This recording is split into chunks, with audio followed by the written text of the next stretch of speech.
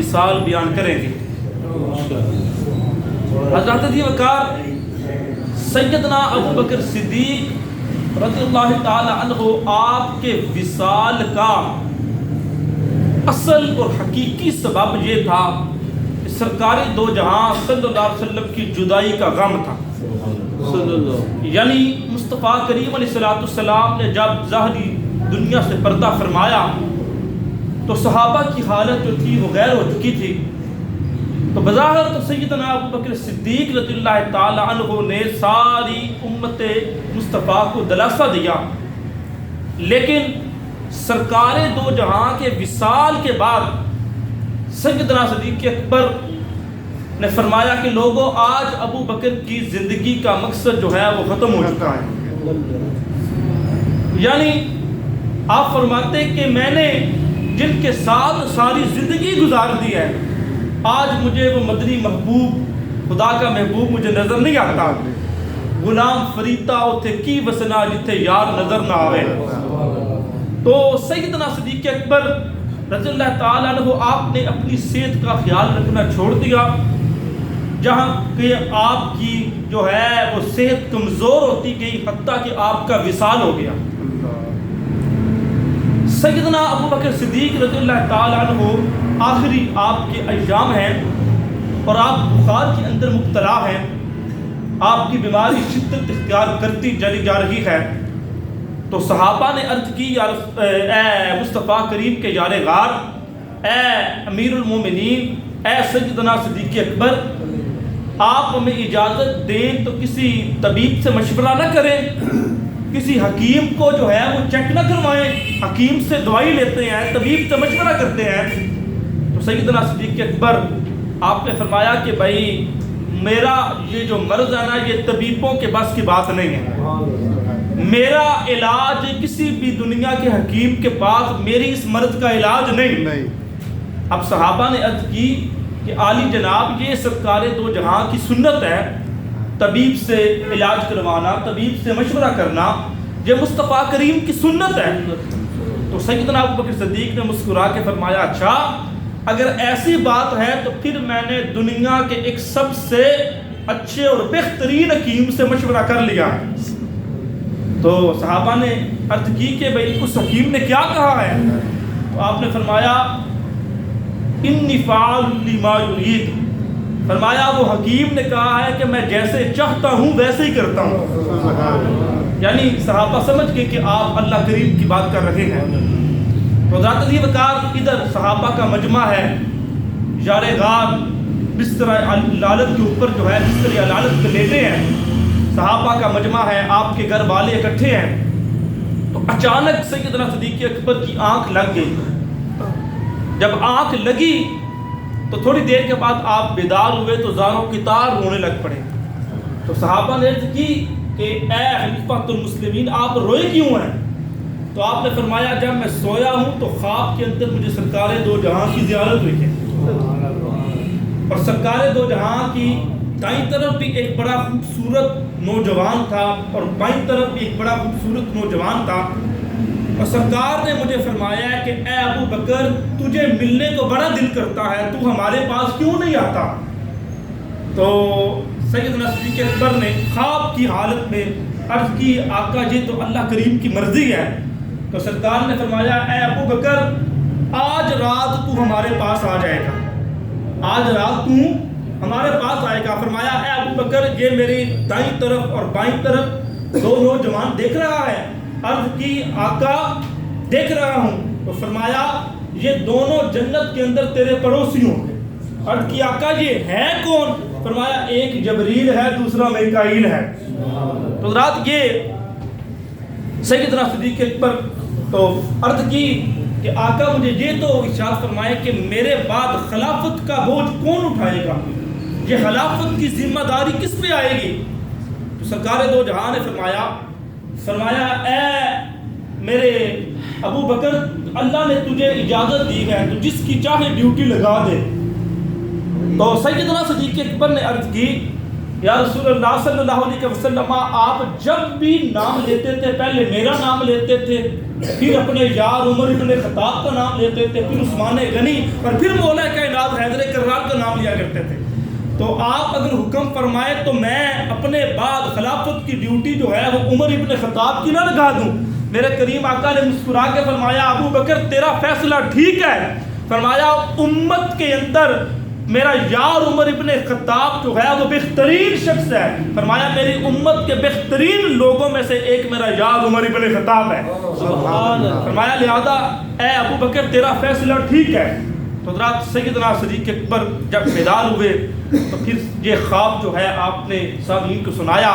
تو حضرات آپ علماء سے پوچھیں کہ جو خواب کے اندر مصطفیٰ کریم کا دیدار کرتا ہے وہ دراصل حقیقت میں مصطفیٰ کا دیدار ہی کرتا ہے۔ جس نے خواب کے اندر سرکار کی زیارت کی، سرکار کا حکم پایا، اس نے دراصل سرکار ہی کا حکم پایا۔ فرمایا سرکار دو جہاں نے فرمایا جس نے مجھے خواب میں دیکھا اس نے میرا ہی دیدار کیا۔ فرمایا شیطان کبھی بھی میرا روپ جو ہے آگے آ سکتا نہیں۔ فرمایا اور پھر سرکار دو جہاں نے ایک مقام پہ یہ بھی فرمایا لوگوں یہ دنیا کا جو ہے وہ شیطان جو ہے ابلیس، فرمایا یہ نہ میرا روپ اتار کے آ سکتا ہے نہ میرے یار ابو بکر صدیق کا روپ اتار کے آ سکتا ہے۔ حضرات عزیز وقار سیدنا صدیق اکبر رضی اللہ تعالیٰ عنہ، حضرات آپ نے فرمایا کہ آج دن کیا ہے؟ تو کہا گیا کہ حضور آج پیر شریف کا دن ہے۔ تو آپ نے فرمایا پھر آج رات جو ہے وہ میرا وصال ہو جائے گا۔ فرمایا آج میں وعدہ اجل جو ہے وہ پورا کرتے ہوئے رب کریم کی بارگاہ میں حاضر ہونے والا ہوں۔ تو ادھر صحابہ نے کہا کہ حضور علاج کروائیں۔ فرمایا اب میرا جو ہے وہ مرد حکیموں کے بس کی بات نہیں، یہی تو مقام ہے نا۔ سیدی اعلیٰ حضرت ادیب الفقر فرماتے ہیں کہ جان ہے عشق مصطفیٰ روز فضو کرے خدا، اور جس کو ہو درد کا مزہ وہ ناز دوا اٹھائے کیوں، اور پھر کے گلی گلی تباہ ٹھوکریں سب کی کھائے کیوں، دل کو جو عقل دے خدا آقا وہ تیری گلی سے جائے گا۔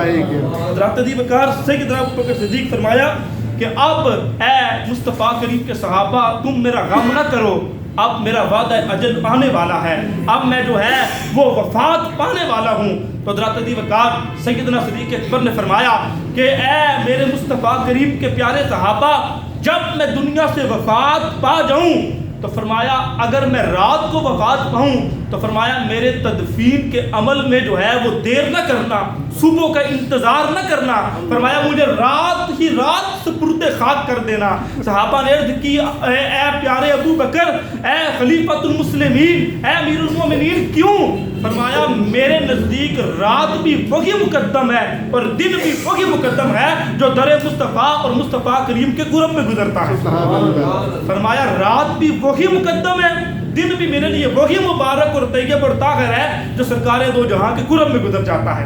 حضرات سیدنا ابو بکر صدیق رضی اللہ تعالی عنہ آپ کا جو ہے وصال کا وقت قریب ہے اور آپ وصیتیں وغیرہ فرما رہے ہیں۔ حضرات سب سے جہاں پر آپ نے بہت ساری وصیتیں کی، وقت کیونکہ مختصر ہوتا ہے تو میں ایک ایک وصیت تو بیان نہیں کر سکتا، لیکن جو آپ نے ایک وصیت جہاں پہ بہت ساری وصیتیں فرمائی وہاں پر ایک وصیت آپ نے یہ بھی فرمائی، اور اس کو روایت کرنے والے کوئی معمولی نہیں بلکہ کون ہے؟ حضرت مولا امام حسن مجتبی رضی اللہ تعالی عنہ، حضرت مولا علی اور سیدہ فاطمہ الزہرا کے فرزند یہ اس کو روایت کرتے ہیں۔ کہتے ہیں جب یار غار خلیفہ اول مصطفیٰ کریم کے یار غار سردار صحابہ حضرت سیدنا ابو بکر صدیق کے وصال کا وقت قریب آیا تو آپ نے ہماری جو ہے وہ نانی جان عائشہ صدیقہ کو بلا کے فرمایا عائشہ ایک اونٹنی جس کا ہم دودھ پیتے ہیں اور ایک بڑا برتن جس میں ہم کھانا کھاتے ہیں اور ایک چادر یا کمبل جسے ہم اوڑھ کر آرام کرتے ہیں، فرمایا یہ ساری کی ساری چیزیں جو ہے نا یہ مجھے جو ہے حکومت سے سرکاری کھاتے سے میرے پاس آئی تھی، فرمایا اس کو میں اور میری اولاد اس وقت تک ہی استعمال کر سکتے ہیں جب تک میں خلیفہ فقط ہوں۔ فرمایا جب میرا وصال ہو جائے، خلیفہ نہ رہوں، فرمایا پھر میرا ان چیزوں پر میرا نہ میری اولاد کا کوئی حق نہیں۔ فرمایا یہ ساری کے ساری چیزیں عمر ابن خطاب کے حوالے کر دینا۔ حضرات اب کہاں گئے وہ لوگ جن کی یہ سوچ ہے، کہتے ہیں جی معاذ اللہ جی وہ باغ فتح کھا گئے، جی فلاں کر دیا، جی یہ ہو گیا۔ ارے بھائی جو اپنے کھانے تک کا برتن جو ہے سرکاری کھاتے سے ملا ہو وہ استعمال نہیں کرتے، وہ نبی کی آل کا باغ کیسے کھا سکتے ہیں؟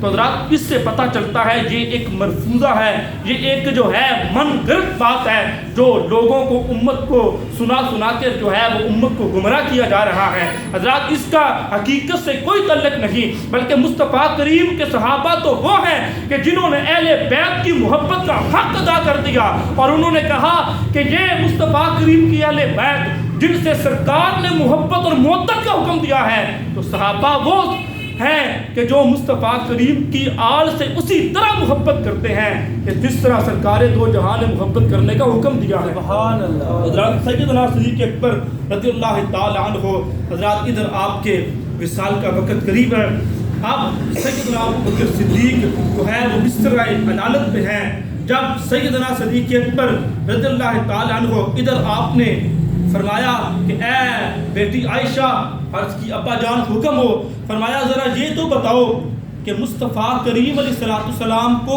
کتنی چادروں میں جو ہے وہ کفن دیا گیا تھا؟ عرض کی بابا 3 کپڑوں میں 3 چادروں میں سرکار دو جہاں کو کفن دیا گیا تھا۔ تو فرمایا پھر مجھے بھی سرکار کی سنت سمجھتے ہوئے 3 چادروں میں ہی کفن دینا۔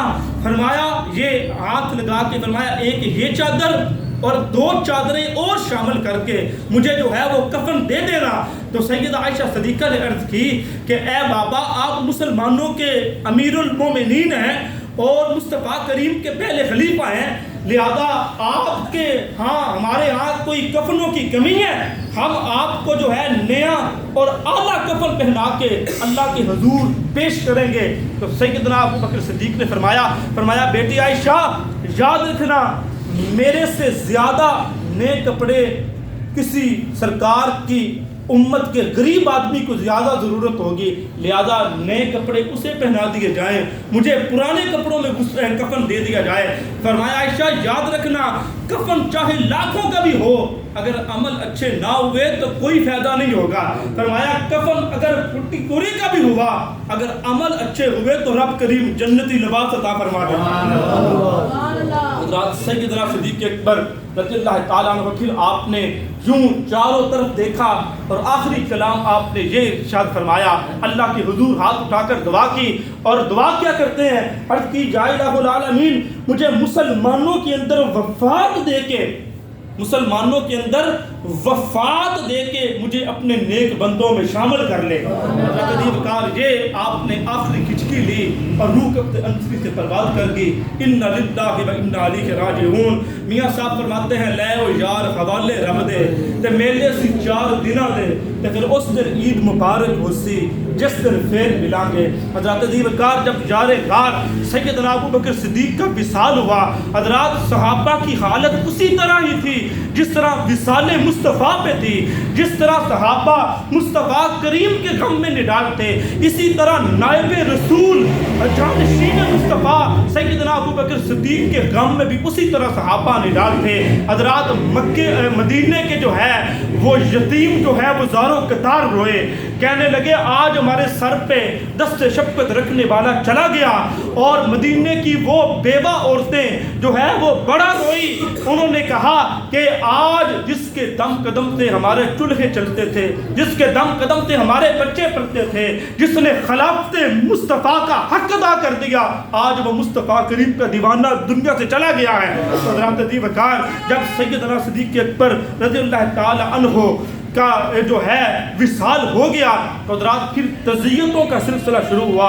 آخری بات کرنا چاہتا ہوں، پھر تعزیتوں کا سلسلہ شروع ہوا تو حضرات سب سے پہلے مولا کائنات کائنات علی المرتضیٰ شیر خدا حل عطا مشکل کشا اس مقام کے قریب پہنچے جس مکان کے اندر حضرت سیدنا صدیق اکبر کی میت پڑی ہوئی تھی. تو آ کر انا للہ و انا الیہ راجعون پڑھتے پڑھتے اور زاروں کی تار روتے روتے مولا علی شیر خدا اس مقام کے قریب پہنچے. حضرات اب آپ پڑھے لکھے حضرات تشریف فرما ہے, ذرا غور کیجئے کہ کبھی دشمنوں کی پوڑیوں پہ نہیں جایا کرتے, ہمیشہ دوست احباب سجن کی پوڑیوں پہ جایا کرتے ہیں. تو حضرات پھر مولا علی نے آ کر بتا دیا کہ ابو بکر صدیق مصطفیٰ کریم کا پہلا خلیفہ بھی ہے, علی المرتضیٰ کا امام بھی ہے.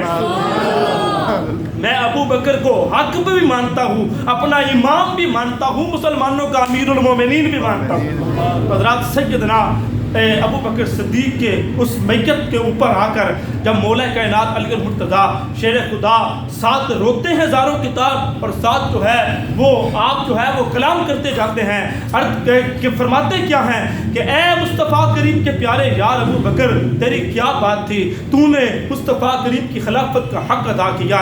اے یار غار مصطفیٰ, اے تیری کیا بات ہے کہ تو نے جو ہے جب ہم سب نے آقا کریم علیہ السلام کو ٹھکرایا, تو جب سب لوگوں نے مکے کے لوگوں نے آقا کریم کو ٹھکرایا, تم نے اس وقت سرکار کا کلمہ پڑھ لیا, اور جب سرکار نے آ کے معراج کا واقعہ سنایا سب نے آپ کی بات ماننے سے انکار کر دیا, اور تو نے مصطفیٰ کریم کے اس واقعے کی تصدیق کی. اللہ کریم نے اپنی کتاب قرآن میں تیرا نام صدیق رکھا ہے.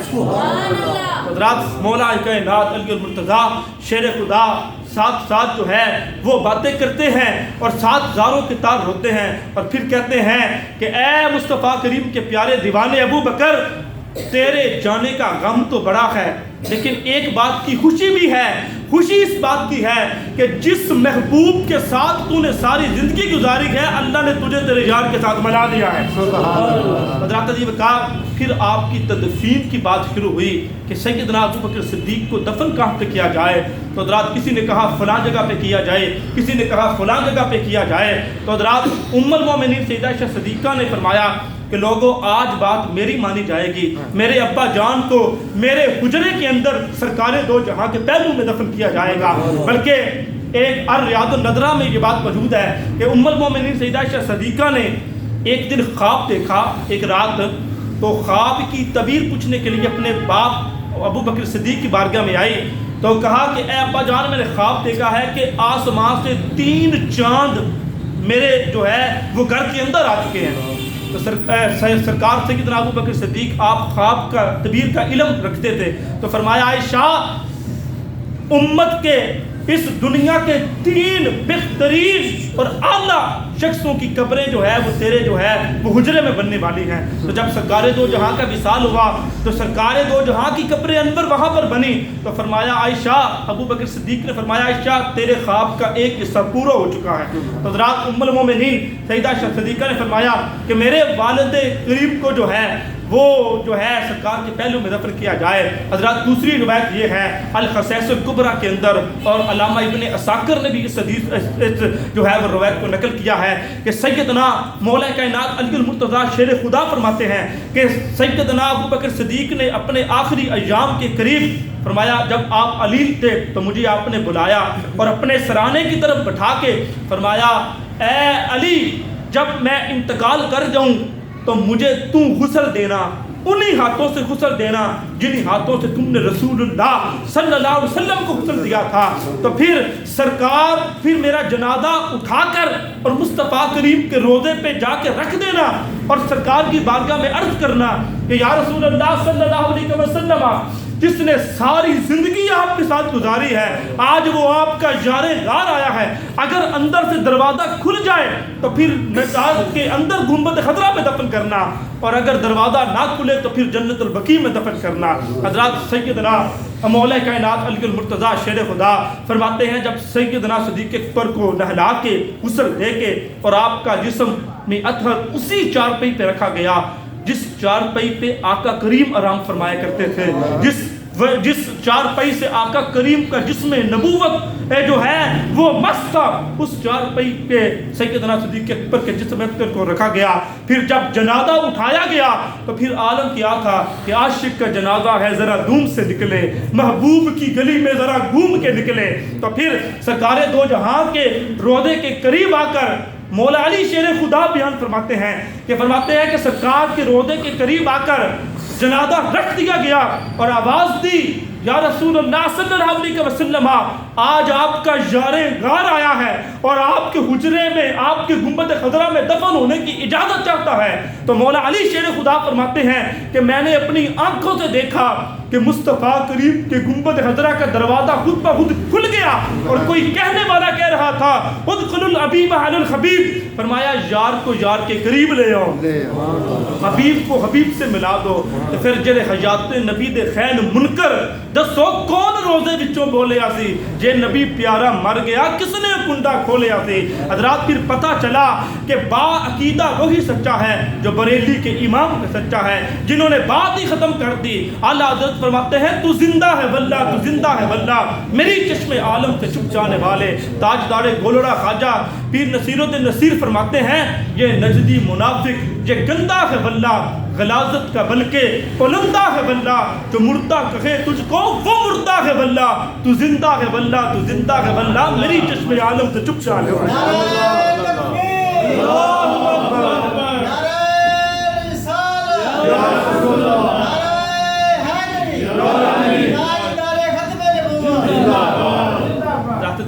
پھر سیدنا صدیق اکبر کو مصطفیٰ کریم کے پہلو میں دفن کیا گیا. آپ کی نماز جنازہ حضرت سیدنا عمر فاروق نے پڑھائی تو پھر آپ کو سرکار کے پہلو میں جو ہے وہ دفن کیا گیا. حضرات یہ وہ مقام ہے، یہ وہ جگہ ہے جس کی شان یہ ہے ما بین بیتی و منبری روضۃ من ریاض الجنہ.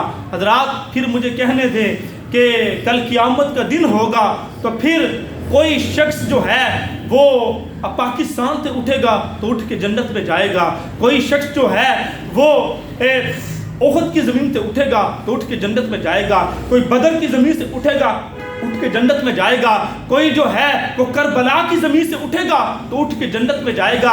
ارے جب باری آئے گی مصطفیٰ کریم کے یار ابو بکر اور عمر فاروق کی، یہ وہ مصطفیٰ کے دو یار ہیں جو 100 بھی جنت میں رہے ہیں. ارے جنت سے اٹھیں گے تو پھر جنت کے اندر ہی داخل ہو جائیں گے، بلکہ ان کا مقام کیا ہے. سیدنا صدیق اکبر کا قیامت کے دن میدان محشر میں مقام کیا ہوگا. آخری حدیث پاک بات ختم کر رہا ہوں. ترمذی شریف کے اندر حدیث پاک موجود ہے. میرے کریم آقا نے ایک دہاڑے آقا کریم مسجد کے اندر جو ہے وہ داخل ہوئے نا، جب آقا کریم علیہ السلام تو دائیں طرف ہاتھ ابو بکر صدیق کا پکڑا ہوا ہے، ادھر بائیں طرف حضرت سیدنا عمر ابن خطاب ہے. جب صحابہ نے دیکھا تو بڑے غور سے میرے کریم آقا نے فرمایا اے صحابہ اس منظر کو آنکھوں کے اندر سنبھال لو. فرمایا ایک دن تمہیں یہ منظر پھر دیکھنا پڑے گا. صحابہ نے عرض کی آقا کیا مطلب؟ فرمایا جب کل قیامت کا دن ہوگا قبریں پھٹیں گی، جب قبریں کھلیں گی تو سب سے پہلے میری قبر کھلے گی، پھر میرا یار ابو بکر آئے گا، پھر میرا یار عمر ابن خطاب آئے گا. ہم اسی طرح ہاتھوں میں ہاتھ پکڑ کے اللہ کریم کی بارگاہ میں میدان محشر میں جو ہے وہ داخل ہو جائیں گے. کیا مقدر ہے صدیق و فاروق کا، کیا مقدر شان کی جسا صدیق و فاروق دا، کیتا اللہ نے جنہ دا اچا نشان. اوے کملی والے دے سبز گنبد وچ جڑی بچدی سی تھاں مصطفیٰ دے یاراں دے کم آ گئی. یہ شک کو بھی تے چل مدینے ویکھ سنجوگ مزاراں دا، بن یار نبی دے یاراں دا ہے کرنے ایک ہی مشل کی ابو بکر عمر عثمان و علی. ہم مسلک ہیں یاران نبی کچھ فرق نہیں چاروں میں، وما علینا الا البلاغ.